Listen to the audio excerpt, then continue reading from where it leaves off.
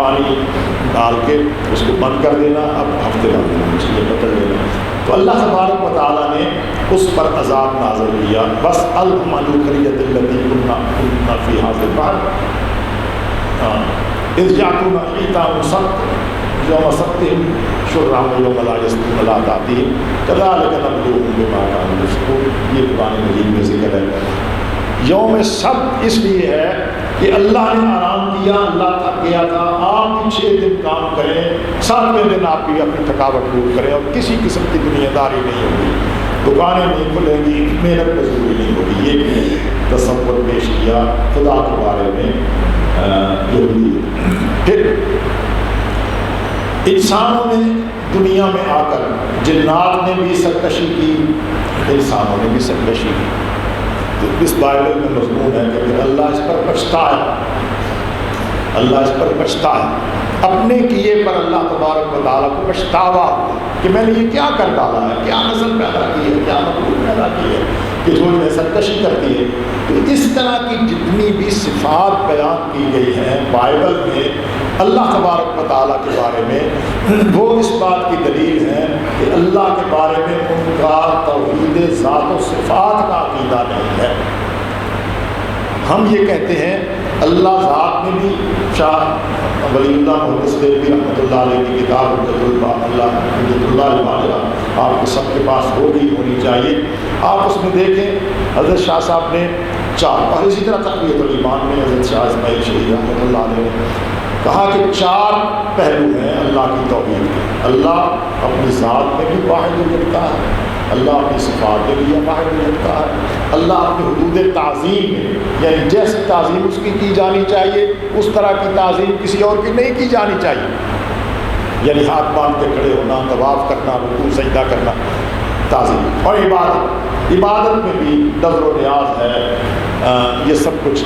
تو 4 شعبے ہیں، یہ 4 شعبوں میں اللہ تبارک و تعالیٰ کی وحدانیت کا اقرار، یہ اسلام ہے۔ اور یہودیت ان 4 صفات کے بارے میں، اللہ تبارک و تعالیٰ کی ان 4 شعبوں کے بارے میں اسلام سے اور مسلمانوں سے مختلف۔ لہٰذا یہ بات ذہن میں رکھیں کہ یہودیت کے ہمارے ساتھ اختلاف ان بنیادوں پر ہے۔ حضرت اس وقت جو ہمارے لیے مقابلے کی بات ہے، ایک ان میں فرقے تو بنے، ان بنی اسرائیل تفرقا، بنی اسرائیل فرقے ہوئے، حضور نے فرمایا اللہ اتنے فرقوں میں مبتلا۔ لیکن وہ فرقے کیسے بنتے رہے؟ ہر ایک نے اپنا ایک نیا فرقہ بنایا، یہ تو مذہبی بنیاد پر تھا، آپس میں اختلاف، لیکن ایک سیاسی بنیاد ہے۔ سیاسی طور پر جب انہوں نے یہ طے کیا کہ ہم ہی دنیا میں حکمرانی کے لیے پیدا کیے گئے ہیں، باقی ساری نسلیں ہمارے لیے تابع اور فرمانبردار ہیں، تو ایک تحریک، ایک پہاڑ ہے اس کو سیہون کہتے ہیں، اس کی طرف وہ مقدس پہاڑ سمجھتے ہیں۔ ویسے جو حضرت موسیٰ علیہ السلام کوہ طور پر تشریف لے گئے، تو کوہ طور تو اب مصر کی سلطنت میں ہے، ریاست میں ہے، اور وہ جگہ بھی جہاں اللہ تبارک و تعالیٰ نے پہلی دفعہ کلام کیا۔ حضرت موسیٰ علیہ السلام کے بارے میں مجھے یہ بات کہنے کی ضرورت نہیں، میں اس کی بکری باتیں کر رہا ہوں، کہنے کی ضرورت نہیں کہ حضرت موسیٰ علیہ السلام نے ایک آدمی کو قتل کیا، فرعونیوں میں سے پتہ چلا کہ قتل کی ساتھ ہو رہی ہے کہ موسیٰ علیہ السلام کو اس قتل کے بدلے میں قتل کیا جائے۔ موسیٰ علیہ السلام پرورش پاتے رہے تھے، جوان بہی ہوئے تھے فرعون کے گھر میں، ان کی اس کی بیوی آسیہ نے ان کو بچایا اور پرورش کی، اللہ تبارک و تعالیٰ نے سارا انتظام کیا۔ حضرت موسیٰ علیہ السلام وہاں سے بھاگ کر گئے ہیں مدین۔ مدین ہے حضرت شعیب علیہ السلام کا نام، اصحاب الایکہ، اور مدین یہاں حضرت شعیب علیہ السلام۔ حضرت شعیب علیہ السلام کے پاس کیسے پہنچے؟ باہر پہنچے ہیں تو وہاں پانی پلا رہی ہیں عورتیں بھی اور مرد بھی اپنے اپنے بکریوں کو، دو لڑکیاں ایک طرف کھڑی ہیں، ان سے پوچھا کہ ما خطبکما، تم کیوں پانی نہیں پلاتے اپنی بکریوں کو؟ پیچھے تم نے روکا ہوا ہے، سارے لوگ اپنی بکریوں کو پانی پلا رہے ہیں۔ تو اس نے کہا لا نسقی حتی یصدر الرعاء وابونا شیخ کبیر، ہم پانی نکال نہیں سکتی کنویں سے، ہمارا باپ بوڑھا ہے شیخ کبیر، ہم روکے ہوئے ہیں، جب یہ لوگ اپنی بکریوں کو پانی پلا کر ایک طرف کر لیں گے، جو پانی بچا کچا ہوگا ہم اپنی بکریوں کو پلا لیں گے۔ تو موسیٰ علیہ السلام نے کیا کیا کہ بہرحال نبوت کی صفات بھی تھی اور نبوت طاقت بھی تھی، تو آگے بڑھ کر سب کو ایک طرف کیا اور پانی نکالا، اور بڑی قوت کے ساتھ نکالے لوگ، اور ان سے کہا کہ تم لاؤ اپنی بکریوں کو پانی پلاؤ۔ وہ بکریوں کو پانی پلا کر اپنے گھر کو چلی گئیں، تو یہ آئے ایک درخت کے سائے میں بیٹھ گئے اور کہا کہ اے اللہ رب انی لما انزلت الی من خیر فقیر، میں فقیر ہوں، محتاج ہوں، مسافر ہوں، اے اللہ مجھ پر رحم فرما، مجھے کوئی ٹھکانہ عطا فرما۔ انہوں نے جا کر حضرت شعیب علیہ السلام اپنی بکریوں کو دیکھتے تھے کہ کتنا، انہوں نے پوچھا کہ آج تو بکریوں کا پیٹ بھرا ہوا ہے، آج تو کہا ہاں، ایک نوجوان تھا، مسافر تھا، نہیں معلوم وہ کہاں سے آیا اور اس کی منزل کیا ہے، اس نے آ کر سب کو ہٹا کر ہماری بکریوں کو پانی پلایا، لہٰذا بکری، تو کہا کہ جا کے اس کو لے کے آؤ۔ تو جاءت احداہما تمشی علی استحیاء، یہ قرآن مجید میں ذکر ہے، اور اس میں میں ایک تھوڑا سا لگا دوں، آپ کو یاد ہوگا کہ حضرت علی رضی اللہ تعالیٰ عنہ کی جو روایت جو ریاض النظرہ فی مناقب الاشراء میں موجود ہے، اس میں یہ کہا کہ دو عورتیں اور دو مرد یہ دنیا میں سب سے زیادہ ذہین گزرے، مرتب شناس۔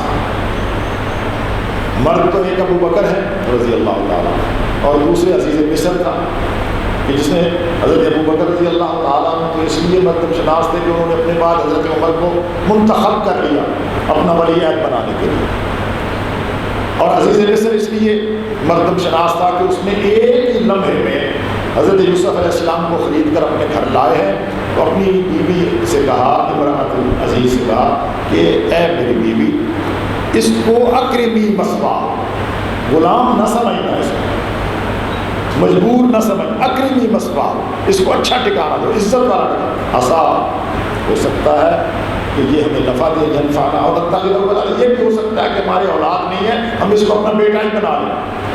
تو حضرت علی رضی اللہ تعالیٰ عنہ کہتے ہیں کہ عزیز مصر ذہین ترین آدمی تھا کہ جس نے ایک غلام خریدا، اس کی پیشانی دیکھی، واپس گھر آ کے کہا کہ یہ ہو سکتا ہے کہ ہم اس کو بیٹا بنا لیں۔ کبھی کوئی لمبا چوڑا معاملہ نہیں ہوا۔ عورتوں میں سے دو عورتیں جو ہیں وہ بہت ذہین گزری ہیں تاریخ انسانیت میں، ایک حضرت خدیجہ رضی اللہ تعالیٰ عنہ کا ذکر کیا حضرت علی رضی اللہ تعالیٰ عنہ نے، کہ حضرت خدیجہ رضی اللہ تعالیٰ عنہ کی حضرت نبی کریم صلی اللہ علیہ وسلم سے دو ملاقاتیں ہوئی ہیں، چھوٹی چھوٹی، یہ میں بیان کر چکا ہوں، آپ سب حضرات کے علم میں ہے، میں صرف یاد بیان کروں، چھوٹی چھوٹی دو ملاقاتیں ہوئی ہیں۔ حضور ابھی اعلان نبوت نہیں کیا، حضور کی شادی نہیں ہوئی، 25-24 سال کی عمر ہے، پتہ چلا کہ یہ تجارت ذہین آدمی ہیں، یہ بہت دیانتدار ہیں، یہ تجارت بہت اچھی کر سکتے ہیں، تو بلوایا خدیجہ، کیونکہ ملیکۃ العرب تھی، بہت بڑی تاجرہ تھی، 2 دفعہ بیوہ ہو چکی تھی، ورقہ بن نوفل نے بھی پیغام دیا تھا نکاح کے لیے، انہوں نے مسترد کیا، یہ کہانیاں ہیں مستقل اور داستانیں ہمارے بہرحال۔ تو حضرت خدیجہ نے ان کو بلایا، کہا کہ میرے پاس مال ہے، مجھے دیانتدار تاجر چاہیے تھا، آپ میرا مال لیں، یہ بڑا شراکتی کمپنی ہے، یہ شراکتی کمپنی بنی کہ ہم شراکت کرتے ہیں، میرا مال لے کر جائیں اور اتنا آپ کا ہوگا منافع، اتنا میرا ہوگا منافع، جیسے ہمارے یہاں 40-60 کا چلتا ہے۔ تو یہ ایک ملاقات ہے۔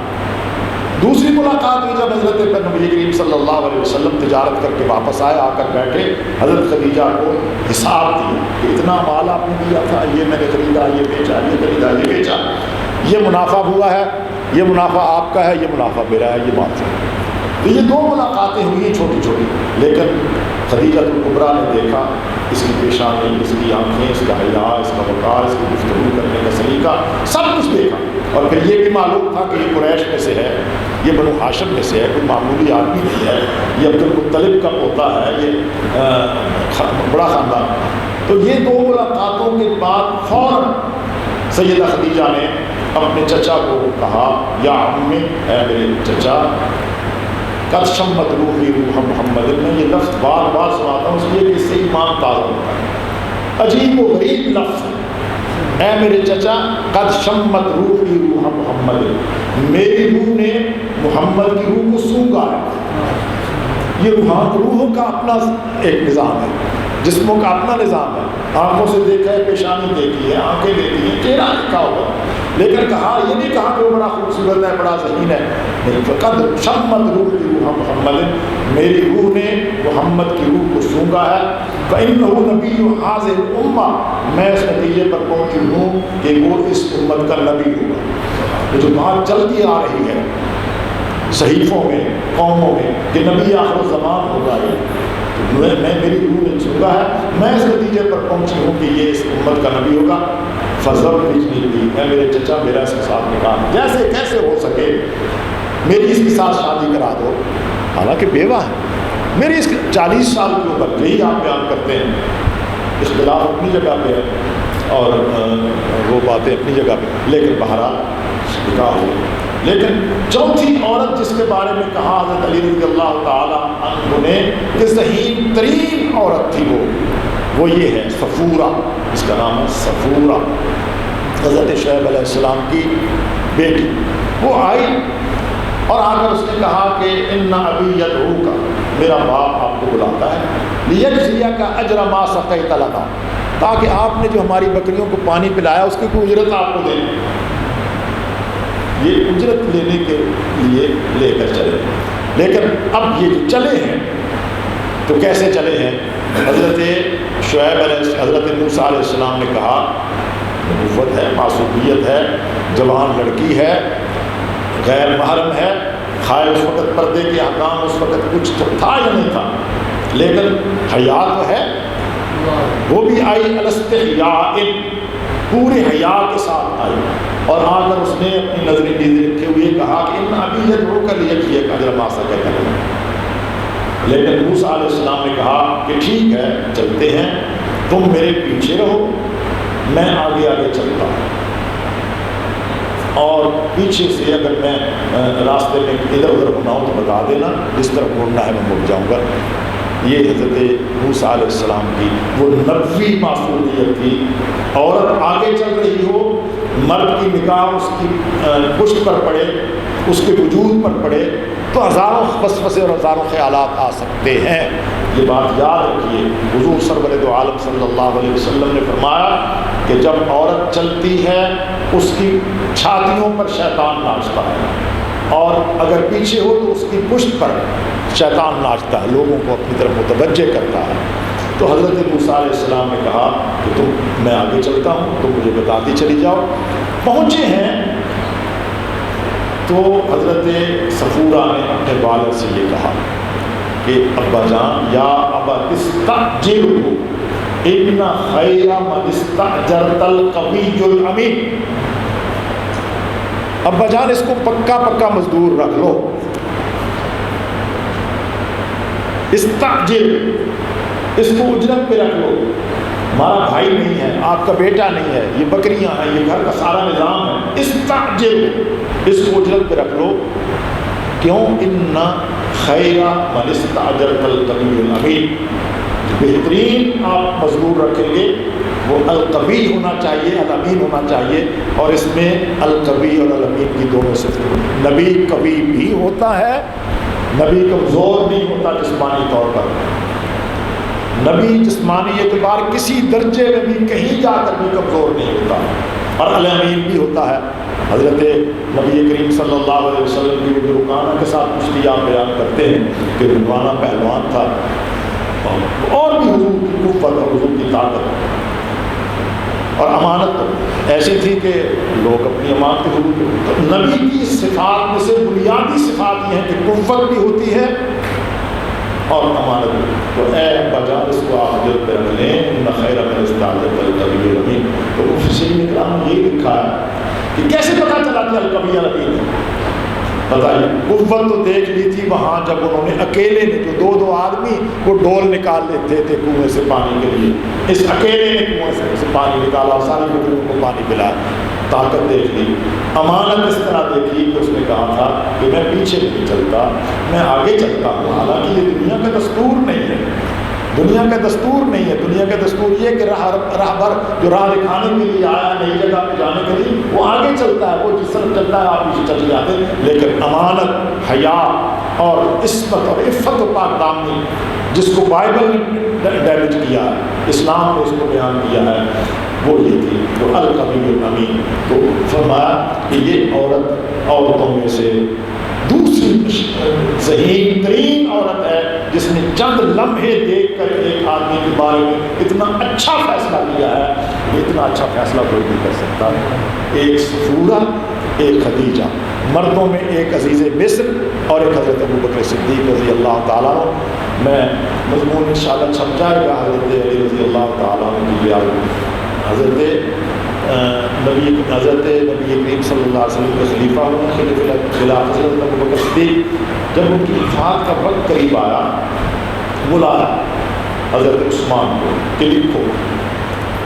جب وصیت لکھا تو یہاں آ کر کشیداری ہو. حضرت عثمان نے لکھ لیا کہ میرے بعد عمر خلیفہ ہو. پوچھا کیا لکھا ہے؟ وہ شاید پوچھا کیا لکھا ہے؟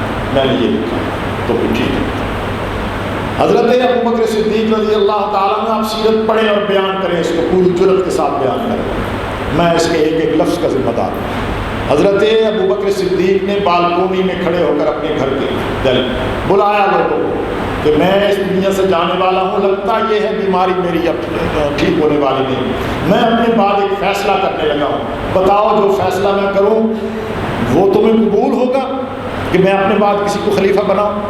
حضرت علی المرتضیٰ رضی اللہ تعالیٰ عنہ بولے اور کوئی نہیں بولا. حضرت علی المرتضیٰ رضی اللہ تعالیٰ عنہ بولے. انہوں نے کہا اے امیر المومنین, اگر آپ کا فیصلہ حضرت عمر کے علاوہ کسی اور کے لیے ہوگا تو میں اسے قبول نہیں کروں. جائیے میں اس کے حوالے دیتا ہوں. حضرت علی المرتضیٰ نے کھڑے ہو کر کہا کہ اگر آپ عمر کے علاوہ کسی اور کو اپنا ولی عہد نامزد کریں گے تو میں کبھی اسے تسلیم نہیں کروں گا. حضرت ابوبکر صدیق نے کہا کہ ہاں میں نے عمر کو اپنا ولی عہد بنایا ہے. تو حضرت علی نے کہا کہ ہمیں یہ تسلیم.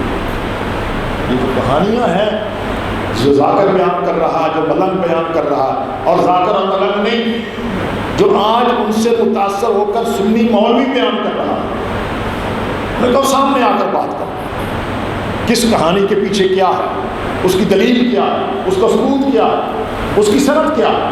بہرحال یہ حضرت موسیٰ علیہ السلام یہاں آ گئے, کہا کہ اس کو آپ اجر پر رکھ لیں. تو کیا کہا حضرت شعیب علیہ السلام نے؟ یہ کہا کہ میں آپ کو اپنا ملازم اور مزدور اپنے گھر میں جگہ ٹھکانے دینے کے لیے تیار ہوں, اس بات پر کہ میں اپنی ایک بیٹی کا نکاح تمہارے ساتھ کر دیتا ہوں اور تم 10 سال ممتاشرت 8 سال آپ میری مزدوری کریں گے. اس کا مہر کیا ہوگا؟ اب آپ احناف میں سے ہیں, احناف میں جو مہر کی جو بحث چلتی ہے کہ مہر کیا کیا چیز ہو سکتی ہے, مہر کیا کیا چیز ہو سکتی ہے, یہ اب موضوع نہیں ہے میرا. یہ ہے کہ چل تو مہر میں یہ ہے کہ یہ بھی ہو سکتا ہے کہ آپ 1 سال 2 سال 4 سال 10 سال کے لیے معاہدہ کریں کہ میں آپ کے گھر کے کام کاج کروں گا, آپ اپنی بیٹی کا نکاح میرے ساتھ کر دیں. یہ میرا کام کرنا ہی اس کا مہر ہوگا. میں فقیر آدمی, میرے پاس پیسہ کوئی نہیں, مہر کہاں سے لاؤں؟ تو یہ کہا کہ مہر یہ ہوگا کہ میں میری بیٹی کو آپ کو میں نکاح میں دیتا ہوں, آپ کو گھر میں لے جا کے گھر داماد, یہ گھر داماد بننے والی بات ہے نا. آپ میرے گھر داماد بنیں گے, کہاں سے بھاگ کر آئے ہیں, جان بچانے کے لیے میرے گھر رہیں, میری بیٹی رشتہ آپ کے ساتھ ہو گیا اور 8 سال آپ رہیں گے. فَإِنْ أَتْمَمْتَ عَشْرًا فَمِنْ عِنْدِكَ. اور اگر آپ 10 سال رہیں گے تو یہ آپ کی طرف سے گویا ایک اضافی چیز ہوگی. اس کا بھی ایک ہے. تو حضرت موسیٰ علیہ السلام وہاں 10 سال رہے. 10 سال کے بعد جب لوٹے ہیں, لوٹنا تو وہیں تھا 2 وجہ سے. یہ بات یاد رکھیے, حضرت آدم علیہ السلام پر یہ الزام کہ انہوں نے عصا آدم ربہ فغویٰ, یہ بائبل یہ بیان کرتی ہے, تورات یہ بیان کرتی ہے, عیسائی یہ بیان کرتے ہیں. ہم وکیل صفائی ہیں صحابہ کے بھی, ہم وکیل صفائی ہیں انبیاء کے بھی, اپنے علماء کے تو ہیں ہی, ہم انبیاء کے بھی وکیل صفائی ہیں, صحابہ کے بھی. صحابہ کے بارے میں جو ایسی روایت آئے جو صحابے مقام صحابیت سے لگا نہ کھاتی ہو, ہم وکالت کریں گے اور کہیں گے کہ لاؤ اس کی دلیل لاؤ. انبیاء کے بارے میں کوئی ایسی بات آئے کہ جو نبیوں کی معصومیت پر حرف آتا ہو تو ہم نبیوں کی عصمت کی حفاظت کریں گے. حضرت آدم علیہ السلام کے بارے میں یہ جو کہا گیا عصا آدم ربہ فغویٰ, قرآن مجید میں کہا, اور پھر اور بھی اس کے یہودیوں نے اور عیسائیوں نے اور بائبل نے یہی کہا کہ گناہ کیا, بلکہ آگے چل کر بتائیں گے ہم عیسائیوں نے تو یہ کہا کہ حضرت آدم علیہ السلام کا اور حوا کا یہ گناہ موروثی طور پر حضرت عیسیٰ علیہ السلام کے زمانے تک تمام نبیوں ولیوں اور تمام انسانوں کی پشت میں چلا آ رہا. اس کو کہتے ہیں موروثی گناہ. باپ کے گناہ کا اثر اولاد میں چلتا چلا آ رہا تھا. پھر انہوں نے کہا کہ ہمارا مسیح جو ہے یہ خدا کا بیٹا علیہ باللہ, اس کو اللہ نے بھیجا, صلیب پہ دے کے کفارہ اور قربانی دی, اور وہ موروثی گناہ جو ہے وہ معاف ہو. ہم کہتے ہیں گناہ تھا ہی نہیں. فنسی آدم ولم نجد له عزما, نسی آدم, اور حضور نے فرمایا کہ میری امت سے خطا اور نسیان اٹھائی گئی. اللہ تو نسی آدم ہے, لیکن اس کی حکمت تھی کہ حضرت آدم علیہ السلام کو ساری زندگی جنت میں نہیں رہنا تھا, وہ پیدا کیے گئے تھے زمین کے لیے. وید قال, اللہ تعالیٰ نے یہی کہا کہ قلنا للملائکہ, فرشتوں سے اللہ تعالیٰ نے کہا انی جاعل فی الارض خلیفہ, جنت میں ان کو خلیفہ نہیں رکھنا تھا, زمین میں. اسی طرح حضرت موسیٰ علیہ السلام نے واپس فرعون کے مقابلے کے لیے آنا تھا. تورات دی جانی تھی, شریعت دی جانی تھی. شعیب علیہ السلام کے پاس بڑا سکون تھا ان کو, لیکن قوم تو وہاں ہے, والدہ وہاں ہے, نسل ساری وہاں ہے بنی اسرائیل. اب حضرت شعیب علیہ السلام کی بیوی بھی ہے, بیٹی ہے, وہ ان کی بیوی بن گئی ہے. یہ سب کچھ ہے, لیکن واپس چلے ہیں اپنے سسر صاحب سے اجازت لے کر. اس ماحول میں ان نبوت دیکھی ہے, شان و شوکت دیکھا ہے, حیا. واپس چلے ہیں, بیوی حاملہ ہے. یہاں پہنچے ہیں جو وادی سینا کہلاتی ہے, جو کوہ طور کی وادی ہے. انک بالوادی المقدس طویٰ, یہاں پہنچے ہیں. رات کا وقت ہے, اندھیری رات ہے, سخت سردی کا موسم ہے, اور سردی کا موسم نہ بھی ہو وہاں ہمیشہ درجہ حرارت جو ہے وہ نقطۂ انجماد سے نیچے ہی رہتا ہے.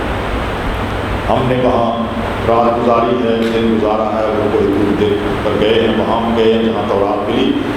وہ جو درخت دیکھا ہے جس درخت کے اندر سے آواز آ رہی تھی, شجر موسیٰ یا موسیٰ انک اللہ رب العالمین, وہ درخت ہم نے دیکھا ہے.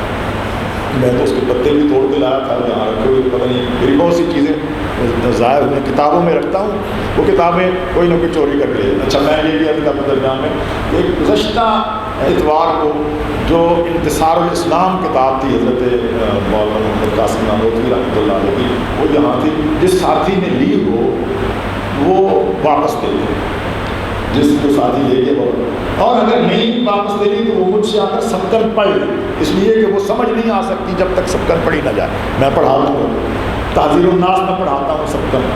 اختصار الاسلام اس کے کام کی نہیں, جو ساتھی بھی لے گیا وہ اس کے کام کی نہیں ہے. وہ ایک تو لائبریری کی کتاب ہے, ویسے لائبریری میں ہم اختصار الاسلام اور بھی موجود ہیں, بلکہ مقالات آ گئے ہیں اب حجت الاسلام سارے مقالے اتنی جلدوں میں آ گئے، کوئی ایسی ضرور، لیکن اس کے کسی کام کی نہیں ہے، جو ساتھی لے گیا ہے اس کے کسی کام کی نہیں ہے۔ اگر اس کو سمجھنا چاہتا ہے تو پھر وہ خاموشی سے یا تو یہاں رکھ دے یا آ جایا کرے میرے پاس، میں اس کو 2-3-4 دن میں وہ پڑھا دوں۔ اس طرح میری بہت سی چیزیں ضائع ہوئی۔ وہ ایک کتاب میں وہ پتے میں نے رکھی تھی، پتے ہمیشہ سرد رہے، عجیب، وہ درخت بھی سدا بہار۔ اب وہاں اس کے ارد گرد جو ہے ایک بہت بڑا گرجا ہے، اس گرجے کی 4 دیواری ہے، اس گرجے کو سینٹ کیتھرائن ایک عورت گزری ہے، اس کا کہتے ہیں۔ تو عجیب بات میں بتا دیتا ہوں، یہ تو یہودیت عیسائیت کی پوری تاریخ۔ تو ہم وہاں پہنچے ہیں، اوپر سے جب واپس آئے تھوڑی دور سے، بہت عجیب ہو گئی، واپس آئے تو ہمارا خیال یہ تھا کہ اتوار کا دن تھا، ہمارا خیال یہ تھا کہ ہم اس درخت کی اور اس گرجے کی ذرا کر لیں، وزٹ کر لیں، تو لیکن وہ بند تھا کیونکہ اتوار کو بند ہوتا ہے۔ اچانک اتفاقاً ایک پادری ہمیں مل گیا باہر گھومتا ہوا، ہم اردو بول رہے تھے تو وہ بھی اردو بولنے لگا ہم سے۔ اس نے کہا کہاں گئے ہیں؟ ان کا پاکستان سے۔ ان کا میں بھی پاکستانی ہوں، اصل میں پاکستانی ہوں۔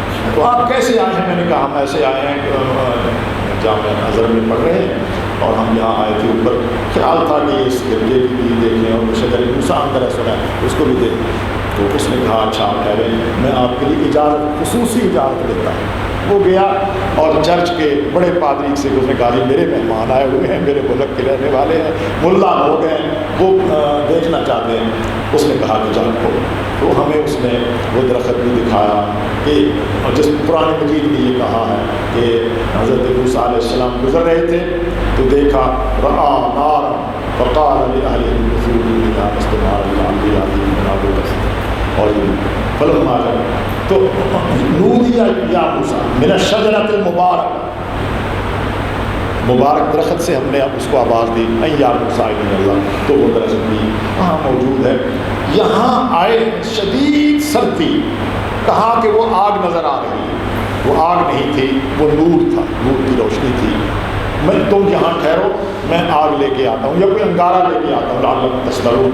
وہاں پہنچے تو یہ جو سینہ ہے، وادی سینہ ہے یا یہ وادی مقدس طوا ہے، یہاں قدم رکھنے لگے تو آواز آئی کہ انی انا ربک فاخلع علیک، یہ سورہ طٰہٰ کے ابتدا، فاخلع علیک انک بالوادی المقدس طوا وانا اخترتک فاستمع لما یوحی، یہ پہلی گئی اننی انا اللہ، وہاں دو موضع دیے اور یہ کہا کہ اذهب الی فرعون انہ طغی، آنا واپس ہی تھا کیونکہ حضرت موسیٰ علیہ السلام کو فرعون کے لیے بھیجا گیا تھا، لکل فرعون موسیٰ، ہر فرعون کے لیے ایک موسیٰ ہوتا ہے اور اس بڑے فرعون کے لیے بڑے موسیٰ کو بھیجنا تھا، تو انہیں بھیجا۔ یہاں آ کر اللہ تبارک و تعالیٰ نے کہا کہ میں نے آپ کو رسالت دی ہے، کیا کہا انی انا اللہ رب العالمین، میں رب العالمین ہوں، لا الہ الا انا فاعبدنی واقم الصلاۃ لذکری ان الساعۃ آتیۃ اکاد اخفیها لتجزی کل نفس بما تسعی اور اذهب الی فرعون انہ طغی۔ یہ تو ہے نبوت ملنی اور 2 معجزات ملنی، لیکن پھر جب آئے ہیں اپنی قوم کو، بنی اسرائیل کو لے کر فرعونیوں سے نجات دلا کر یہاں، تو یہاں کہا کہ یا اللہ اب نکل تو آئے ہیں، غلامی سے تو نکل آئے، قانون ان کا نہیں رہا، اب ہم زندگی کیسے گزاریں؟ میں اپنی قوم کو کیا سمجھاؤں کہ تیری ذات کیا ہے، تیری صفات کیا ہے، تیری عبادت کا طریقہ کار کیا ہے؟ اور تو فرمایا کہ آؤ 30 دن کے لیے وہاں آؤ، وہاں آ کر روزے رکھو، وہاں رہو اور وہاں رہ کر رہو گے تو میں تمہیں کتاب دوں۔ تو یہ وہاں گئے، چڑھائی ہے بہت بڑی، ہم نے بھی وہاں بہت 2-3 گھنٹے گزارے اور مجھے یاد ہے کہ میرے ساتھیوں نے مجھے کہا کہ تم اچھی تلاوت کرتے ہو، یہاں تلاوت کرو۔ تو تلاوت میں وہی آیات میں نے پڑھی جو 9ویں پارے میں حضرت موسیٰ علیہ السلام کے بارے میں ہے۔ یہ قدرتی بات ہے، میں آپ کو تحدیث نعمت کے طور پر بیان اس پہ بیان کہ میں جہاں گیا ہوں امام مجھے بنایا، مصر کی مسجد جو جس کو کہتے ہیں تو جو یہ مدینۃ المعوص ہے ایک سٹی، تو اس نے ایک دن مغرب کی نماز میں امام صاحب نہیں تھے تو میں نے نماز پڑھائی. اب سب نے فیصلہ کیا کہ آئندہ مغرب اور فجر کی نماز جو قصر نہیں، یہ نمازیں آپ پڑھایا کریں.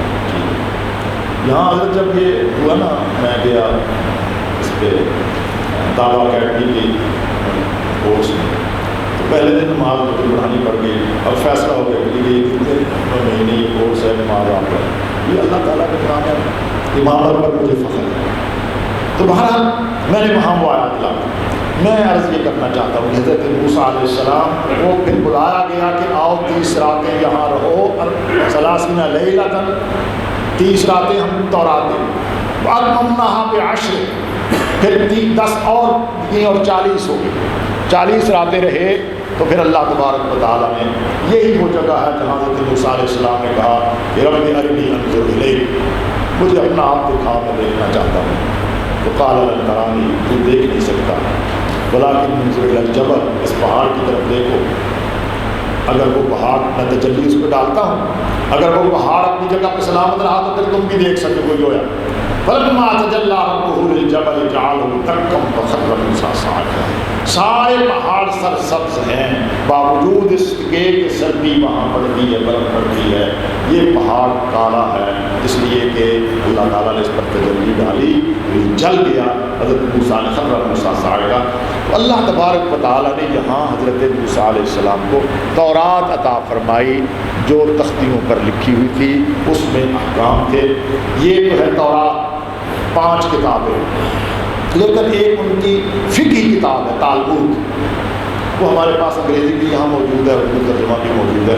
تالمود یہ گویا فقہ، یہودیوں کی فقہ کی کتاب ہے. یہ بات اب خلاصے کے طور میں عرض کر دوں کہ یہودیت پہلے مذہب نہیں تھا، ایک نسل ہے جس کو بنی اسرائیل کہتے ہیں، جس کے لیے سورہ بنی اسرائیل میں ذکر ہے اور اس کا نام بنی اسرائیل رکھا گیا ہے. اس میں آغاز پہلے رکوع میں ہی اس کے سارے خط و خال بیان کر دیے گئے. یہودیت یہودا کی طرف منسوب ہے.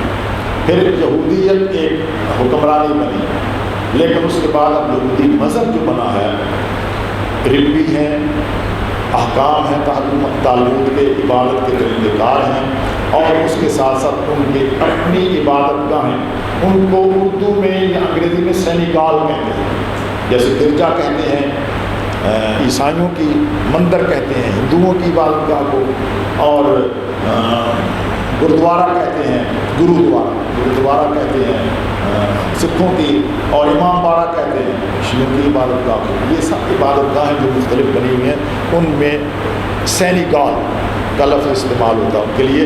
اور ان کا جو مذہبی رہنما اس کو ربی، قاتل معہ ربیون کثیر، جس کی جمع ربیون آتی ہے. یہ سارے کا سارا ایک خلاصہ ہے. کچھ نہ کچھ آپ کو اس مکالمہ میں مذاہب کو مل جائے گا، اور اس کے علاوہ آپ خود مطالعہ کریں گے، قرآن مجید کی تفاسیر پڑھیں تو ان بنیادوں پر جو میں نے عرض کر دی ہیں یہودیت کا مزاج سمجھ میں آسانی ہوگی. اور پھر یہودیت نے ہمیں کیا کیا تحفے دیے ہیں مذہبی اعتبار سے، فکری اعتبار سے، یہ ذکر کریں گے جب ہم انکار ختم نبوت کا ذکر کریں گے کہ کیا کیا وہاں سے آیا، اور آج بھی ہم کیا کیا وہاں سے لے کر اپنی زندگی گزار رہے ہیں. اللہ تبارک و تعالیٰ ہمیں یہودی مذہب کے مقابلے میں اپنی علمی توانائی، اپنی علمی قوت، اپنا علمی ہتھیار اسے مضبوط بنا کر پھر سوشل میڈیا پہ اور انٹرنیٹ پہ اور جہاں جہاں ہمیں ہو سکتا ہے ہم یہودیت کی آنکھوں میں آنکھیں ڈال کر ان کو یہ بتائیں کہ یہودیت یہ ہے، اس کا انسانیت کے ساتھ کوئی تعلق نہیں، اس کا نبوت کے ساتھ کوئی تعلق نہیں، اس کا آسمانی مذاہب کے ساتھ کوئی تعلق نہیں. تورات کی کوئی حیثیت نہیں ہے، اور تورات کے جتنے مضامین ہیں ان مضامین میں جو اچھے مضمون ہوں گے وہ ہوں گے، لیکن اس کے باوجود اس کو ہم محرف کہتے ہیں. نہیں، آپ محرف کہتے ہیں. قرآن مجید نے یہ کہا کہ محرفون الکلم عن مواضعہ، لیکن یہ اللہ کی تورات نہیں ہے جس میں اندر تعریف کی گئی. یہ تورات اس وقت جو 5 کتابیں ہیں یہ کچھ انسانوں کی لکھی ہوئی کتابیں ہیں جنہوں نے یہ کتابیں لکھی. ان کو اللہ کی کتاب موسیٰ علیہ السلام پر نازل ہونے والی کتاب ثابت کرنا یہ کسی کے لیے بھی آسان نہیں ہے. تو ثابت کرنا چاہتا ہے تو بات ہے.